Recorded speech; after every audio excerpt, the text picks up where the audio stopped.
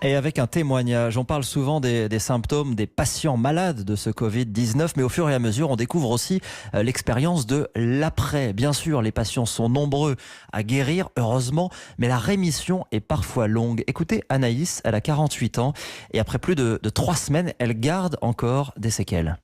Je n'ai aucune idée du temps que ça va durer. J'ai eu un médecin, c'est elle qui m'a dit il faut s'attendre à une convalescence facilement d'1 mois, de tousser pendant encore 1 mois et d'avoir surtout des hauts et des bas.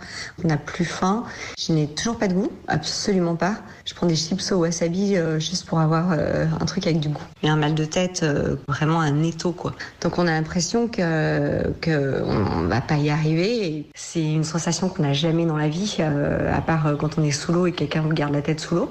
Je me suis mise sur Twitter pour avoir des témoignages. C'est rassurant de savoir que d'autres ont eu la même chose. Tout ça m'a énormément aidée parce qu'on n'a que ça en fait, parce que le corps médical parfois va moins vite que les témoignages.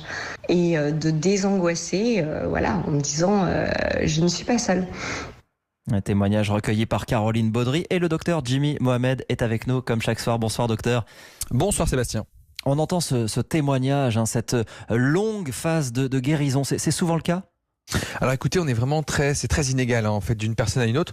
On a des personnes qui vont faire des formes asymptomatiques qu'on va même pas se rendre compte. Certains vont avoir une petite toux qui va traîner pendant 2 à 3 semaines et puis d'autres vont garder une fatigue résiduelle pendant 2, 3, 4 semaines avec, même si vous n'avez plus de température, même si vous n'avez plus de courbature, une tendance à dormir 20 heures sur 24. Des gens qui vont être épuisés et on ne sait absolument pas si derrière il y aura des séquelles ou non. Tout ce qu'on sait, c'est qu'a priori vous êtes immunisé pour la maladie. Mais oui, les séquelles peuvent être un peu plus importantes et surtout la rémission et la convalescence plus longue pour une infection virale classique. Ce qu'on observe habituellement avec une grippe, c'est une période de fatigue qui va durer 1 à 2 semaines, une fatigue qui vous permet de retrouver le travail, alors que là on voit certaines personnes qui sont vraiment très abattues. Tout ce qu'on peut conseiller, c'est du repos, une hydratation correcte et puis d'essayer de vous alimenter car le catabolisme est très important. Il y a une perte de poids souvent très associée et qui fait que vous allez être encore plus fatigué.